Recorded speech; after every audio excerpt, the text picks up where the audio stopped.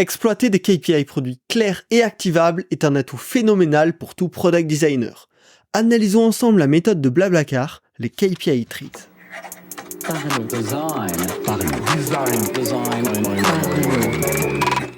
Rejoignez le Slack TCT, partenaire de la saison 7 de Parlons Design. C'est la référence des product designers en France, une communauté bienveillante entre passionnés. Salut, c'est Romain Pinchna, bienvenue dans Parlons Design pour parler aujourd'hui des KPI trees, donc des arbres de KPI.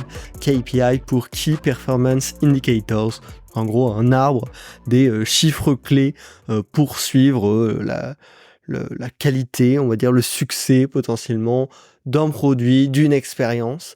C'est un concept que j'ai découvert il y a quelques mois de cela dans un article de Benjamin Dupont, qui est un ex-VP, VP Product chez Blablacar, et qui a partagé donc très rapidement ce concept-là au sein d'un article, a expliqué un petit peu comment il le faisait fonctionner à Blablacar, et j'ai essayé de l'appliquer un peu à mes projets propres et aussi à des projets de design en tant que tel, et je trouve qu'il y a une vraie valeur hyper intéressante. C'est à minima une philosophie qu'on peut complètement appliquer, même sans parler de l'outil en tant que tel, du KPI tree, et c'est pour ça que ça vaut vraiment le coup qu'on en discute ensemble dans Parlons Design. Alors, ce KPI tree, c'est un outil finalement pour aider à la prise de décision dans les équipes produits.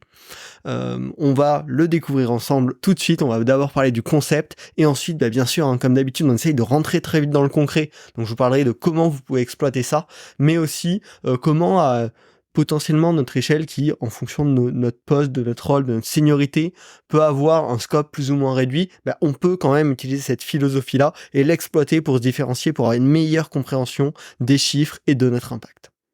Alors, revenons très rapidement sur ce concept. Comment ça va fonctionner un KPI tree ?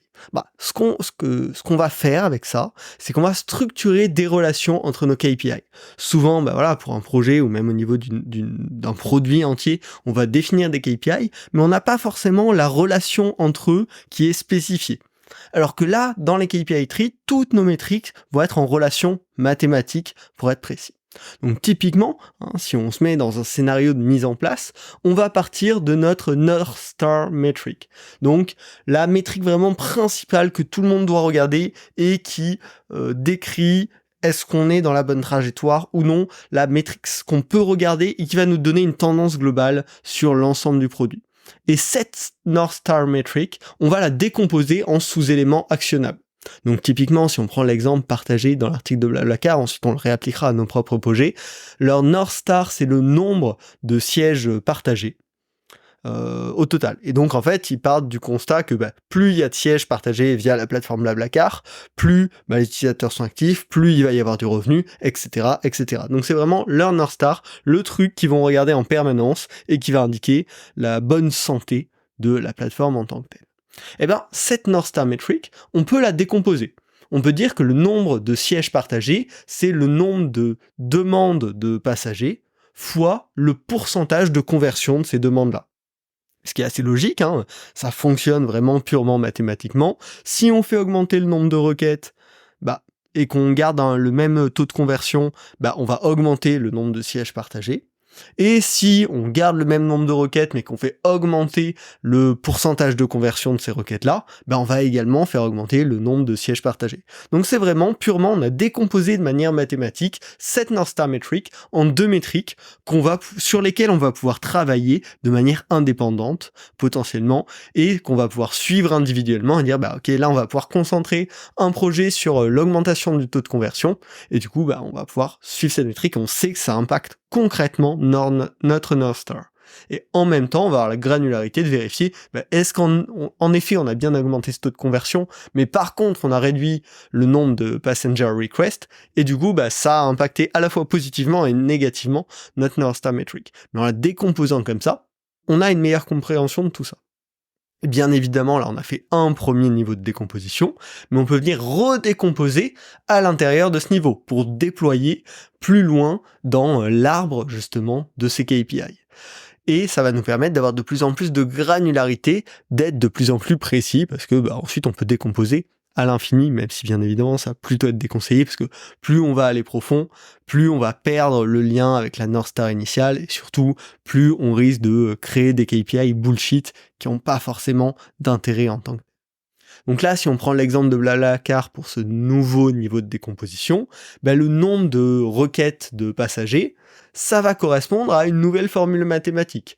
Donc celle qui propose ici dans ce cas-là, c'est le nombre de sièges disponibles sur la plateforme, fois le pourcentage d'affichage de ces sièges disponibles, fois le pourcentage de requêtes effectuées. Et en effet, si on assemble ces trois métriques-là, on va en effet avoir en résultante le nombre de requêtes de passagers. Et donc, pareil, là on est venu ramener un niveau de granularité et on va pouvoir décider de lancer des projets sur ces différentes métriques et suivre l'évolution de ces différentes métriques et les potentiels impacts négatifs que ça a eu quand on a travaillé sur une métrique qui aurait pu impacter l'une des autres métriques qui est liée. Et donc, on a vraiment une vue mathématique de comment ça fonctionne et une vue globale. On va plus être dans un silo complet parce qu'en fait, on sait que toute métrique va impacter d'autres métriques. Et donc là, on va pouvoir continuer à décomposer. Potentiellement, on pourrait aussi décomposer le pourcent de requests qu'on avait dans notre premier niveau de décomposition. Et avec ça, on va pouvoir identifier très rapidement de 10 à 20 KPI principaux et leurs interactions entre elles. Donc ça va faire ce travail en fait de décomposer notre KPI tree en partant de la North Star Metric. Ça va nous permettre d'avoir plusieurs niveaux de granularité parmi nos KPI et surtout vraiment de comprendre comment ils fonctionnent entre eux. Par contre, il faut faire très gaffe, quand on crée cet arbre, il faut que chaque enfant d'un KPI puisse s'écrire sous forme d'équation, avec des multiplications ou des additions. Si on sort de ces formules mathématiques pour faire de la formule à peu près ou de la formule incorrecte, on va casser tout l'intérêt du KPI tree. Parce que justement, tout l'intérêt est d'avoir les relations entre ces valeurs-ci. Alors, là, on a parlé de Blablacar, c'est quand même une belle grosse boîte aujourd'hui. Si on l'applique à un niveau plus restreint, notamment, c'est ce que j'ai essayé de faire en l'appliquant à mon application Habitude, qui, comme son nom l'indique, permet de gérer ses habitudes au quotidien. Ma North Star Metric, c'est le nombre d'habitudes qui sont cochées par les utilisateurs chaque jour. Et donc, je pars de ce postulat que plus il y a d'habitudes cochées quotidiennement sur l'application, plus les utilisateurs sont actifs, plus les utilisateurs vont être amenés à payer, et plus aussi la satisfaction envers l'application va être haute. Parce que plus d'habitudes cochées, ça veut dire plus d'accomplissement de l'objectif pour lesquels les utilisateurs étaient venus utiliser l'application. Donc ça va être la source de notre arbre. Derrière cette North Star là, je vais pouvoir la décomposer en un premier niveau, qui est finalement le nombre d'habitudes cochées par jour. Ça dépend du nombre d'habitudes qui ont été créées par les utilisateurs. Donc, plus il y a eu d'habitudes créées, plus potentiellement il va y avoir d'habitudes cochées par jour, fois le pourcentage de complétion journalier. Et donc là, on voit bien que si je mets des initiatives en place qui permettent d'augmenter le nombre d'habitudes créées par les utilisateurs, je vais avoir une augmentation au final sur les habitudes cochées par jour. Et pareil, si j'augmente le taux de complétion journalier, je vais également augmenter ma North Star Metric. Et derrière, j'ai pu encore le pousser plus loin. Donc le nombre d'habitudes créées, ça va être égal au nombre de users sur la plateforme, fois le nombre d'habitudes moyens créés par user. Et donc pareil, quand je vais mettre des initiatives en place, je vais pouvoir agir sur l'un ou l'autre de ces métriques pour aller alimenter ma North Star Metric. Donc c'est quelque chose en fait de globalement assez intuitif et qui va permettre de faire cette identification complète au niveau d'un produit de quels sont nos leviers d'action. Et ça va nous permettre aussi de pouvoir aller identifier parmi tout cet arbre de KPI, quels sont finalement les KPI qui pourraient avoir un gros impact d'amélioration sur notre North Star. Justement parce que mathématiquement, on a les relations entre tous ces éléments. Donc voilà, c'est un travail qui est tout à fait faisable. Je vous invite même, par rapport à votre boîte, ou par rapport au produit, à la feature sur laquelle vous travaillez en ce moment, de faire ce petit exercice. Il est extrêmement intéressant et pourrait vous permettre d'identifier pas mal de choses. Et donc bien sûr, derrière, une fois qu'on a identifié tous ces KPI, qu'on les a structurés, on va avoir la possibilité de travailler sur ces KPI pour améliorer finalement la North Star Metric. Alors, maintenant que le concept est bien établi, il va falloir l'exploiter et on va voir comment. Mais avant tout, parlons rapidement du sponsor de cet épisode, usertesting.com. La solution de collecte de retours utilisateurs et d'insight client. User testing, ça vous permet de comprendre les besoins de vos audiences et les irritants présents dans vos parcours utilisateurs. C'est un excellent outil pour dérisquer vos projets avec des tests hyper concrets. Grâce à User Testing, vous comprendrez ce dont vos utilisateurs et clients ont besoin et pourrez alors prendre les meilleures décisions pour vos interfaces.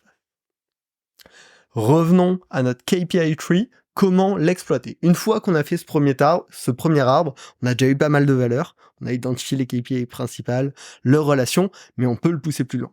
Bien sûr, le premier usage, c'est d'en faire un dashboard. C'est d'en faire un endroit où on va pouvoir visualiser toutes ces KPI qui ont leurs relations, leur évolution à travers le temps. Et grâce à ça, on va avoir un suivi clair de notre produit ou de notre feature en un clin d'œil, tout en comprenant visuellement les relations entre ces différentes métriques et en pouvant le transmettre à nos équipes ou à d'autres personnes qui travaillent autour de nous. Donc ça donne un suivi hyper clair de l'évolution de l'ensemble qui est cohérent et qui est complet. Ça, c'est la base, ça vient assez intuitivement. Le second qui est recommandé par Benjamin Dupont dans son article, c'est ce qu'il appelle le diagramme en cascade. Alors je vous mettrai le lien en description, c'est pas forcément hyper simple à expliquer, mais l'idée c'est, on est d'accord que toutes ces KPI vont s'impacter les unes les autres pour aller jusqu'à la North Star Metric. Et donc on va pouvoir visualiser, dans ce qui s'appelle un diagramme en cascade, l'évolution de l'ensemble de ces métriques et leur impact sur la North Star en les alignant, en les plaçant justement sur cette forme de cascade qui est très difficile à décrire. Et donc on va pouvoir voir, sur le dernier mois, telle métrique et telle métrique sont augmentées, mais celle-ci et celle-ci ont diminué. Ok, c'est une bonne information. Mais surtout, on va pouvoir voir, ok, est-ce que l'addition de tout ce qui a monté par rapport à tout ce qui a descendu a eu un impact au final positif sur la North Star ou négatif sur la North Star? Parce que vu qu'on a justement toutes ces relations mathématiques entre ces différentes KPI, on va être capable de calculer le total de l'impact de tous ces changements de métriques. Donc on va vraiment avoir un suivi de l'impact global et pouvoir se rendre compte de qu'est-ce qui est utile ou qu'est-ce qui au contraire est inutile, voire négatif. Donc ça c'est vraiment ce qui est opportunité d'analyse visuelle et de suivi. Mais ce qui va être très intéressant également avec ce KPI tree, c'est le fait qu'on va pouvoir découvrir des opportunités produits. Certaines pièces de la formule, de l'ensemble de votre formule de votre KPI tree, sont probablement des bloquants forts. Il y a peut-être des métriques qui sont très mauvaises ou bien plus mauvaises que la plupart des autres KPI, et par la formule, on va se rendre compte que en augmentant même de quelques points cette métrique-là, ça pourrait avoir un gros impact sur notre North Star Metric. Ou au contraire, voir qu'en effet, il y a des choses qui sont plutôt basses, mais qui auraient un impact très faible, même si on les doublait.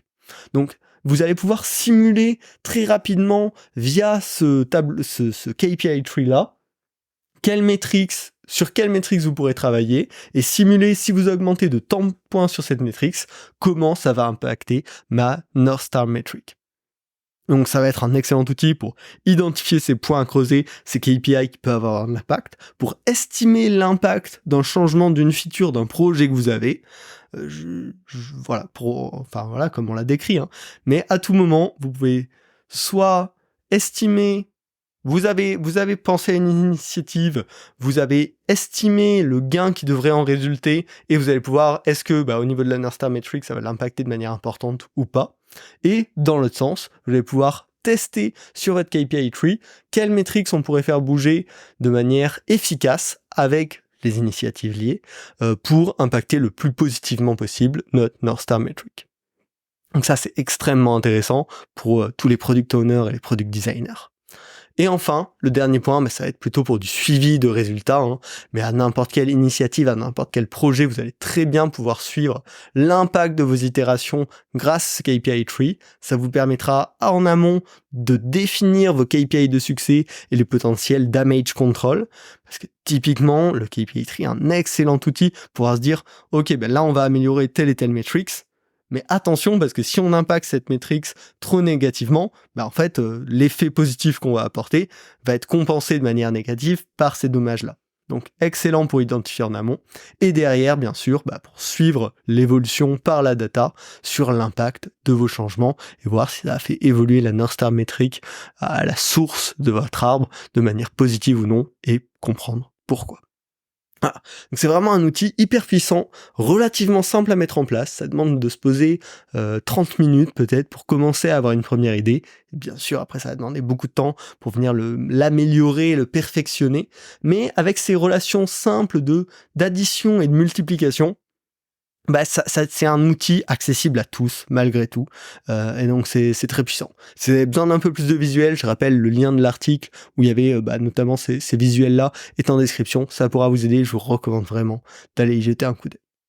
Maintenant, si pour X ou Y raison, vous ne pouvez pas l'appliquer réellement dans votre projet, dans votre quotidien, il y a pour autant des versions basiques que, en tant que designer, on peut tous adopter. La première, c'est de prendre ce réflexe de, à chaque projet, se demander quels sont les KPI que je vais impacter.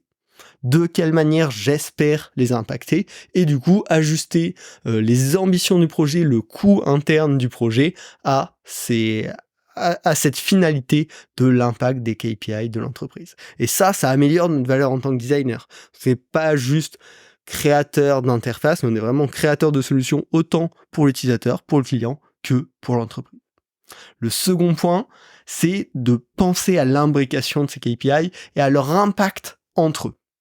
Parce que ça, c'est quelque chose qu'on a du mal à garder en tête, et ce qui est normal, on a assez peu d'outils pour ça. Le KPI Tree vient très bien y répondre, mais en général, on en parle assez peu, et pourtant, ça a une énorme valeur. Oui, j'ai bien beaucoup augmenté ce KPI-là, mais par contre, ça a un petit peu baissé lui, mais on n'arrive pas à savoir est-ce que c'est grave ou est-ce que c'est pas grave. Si on définit à l'avance que la relation entre ces indicateurs-là, on va pouvoir avoir derrière un résultat très clair sur est-ce que ça a été positif ou non. Et enfin, itérer sur ce travail de KPI et de damage control, essayer de les définir à chaque fois, sur chaque projet. Pareil, c'est une best practice hyper puissante qui vous permettra de grandement vous différencier. Donc vraiment, on en parle régulièrement dans ce podcast, mais je pense que mettre en place cette réflexion très data, très business oriented dans notre rôle de product design, ça va être de plus en plus important. Oui, on est là pour défendre le point de vue de l'utilisateur, sa qualité de vie, j'ai presque envie de dire, mais on a aussi un rôle à jouer pour le succès de l'entreprise et de la solution. Tant que la solution n'est pas businessment viable, on risque de mettre finalement à défaut l'utilisateur en ne lui permettant pas de garder cette solution aussi longtemps qu'il le souhaiterait. Donc c'est un objectif qu'on a toujours à garder en tête, et en tout cas on décuplera notre valeur aujourd'hui en tant que product designer en ayant à minima cette compréhension des métriques de la data qui nous entoure. Voilà. J'espère que ces sujets produits business vous intéressent. En tout cas, je crois que ça doit faire partie de plus en plus de notre champ de vision, et c'est hyper intéressant. C'est un outil de plus pour designer des choses impactantes positivement pour tous. Si vous voulez qu'on en parle plus souvent, pensez à vous abonner au podcast. Il y aura plein de sujets de design variés. On va encore parler de user research dans les prochaines semaines, peut-être de design system, de tout ça. Et n'hésitez pas aussi à recommander, à demander des sujets. Mon LinkedIn est toujours en description de chaque épisode, et c'est toujours un plaisir de pouvoir discuter, échanger avec vous. Donc, n'hésitez pas. Abonnez-vous au podcast, et puis on se retrouve la semaine prochaine pour un nouvel épisode. Salut. Design.